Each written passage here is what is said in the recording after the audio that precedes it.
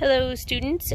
So we're going to talk about how you can measure your lung capacity. We're going to make a homemade spirometer, two different ones.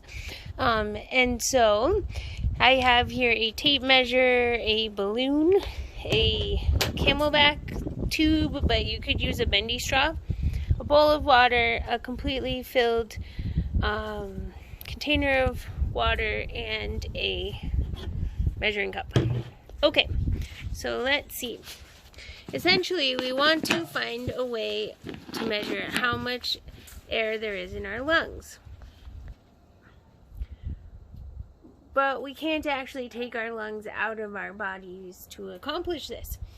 So what we can do is blow into another vessel that can measure volume and find out how much air came out of our lungs.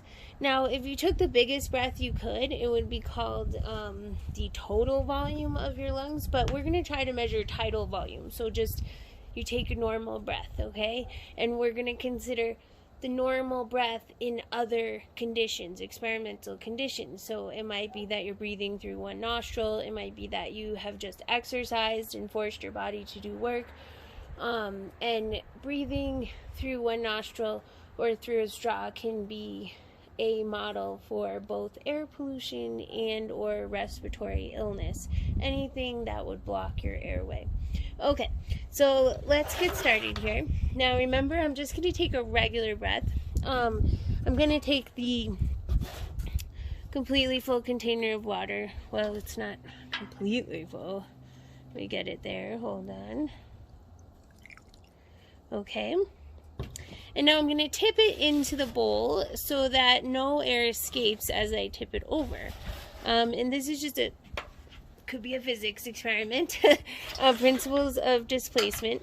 I'm going to hold my tube and I'm just going to quickly tip the water into the water because the water won't escape if it's in the water.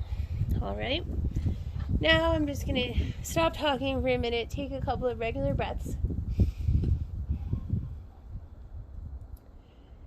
And then I'm just going to expire a complete breath through the tube. But I'm not going to press it. I'm just going to do the tidal volume, okay? So,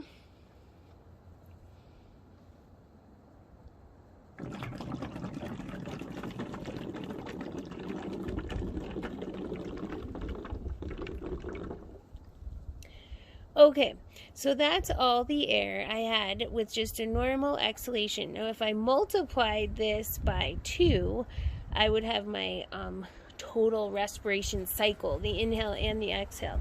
Okay? Oh, I forgot one thing. It'd be good to have a Sharpie to mark the container, but we can see it's on this ridge here. It is the 1, 2, 3, 4th ridge. Okay? But what I'm going to do now is stick my hand in there, and as carefully as I can, I'm going to tip the water back up. Okay?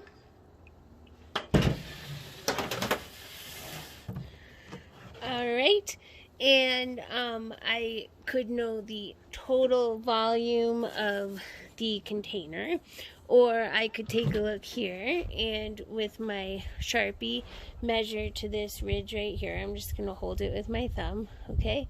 And now I can proceed to use my measuring cup to fill it back up, and however much water it takes to fill the bottle back up is how much water I displaced with my exhalation, and that is how much air was in my lungs.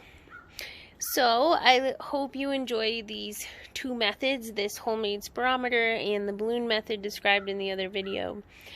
Think about how you want to make multiple measurements to be sure to get closer to that true mean. So do each protocol at least 3 times and average the results, or do both protocols and talk about how they are different and what the sources of error might be in each. Let me know if you have questions. Thank you.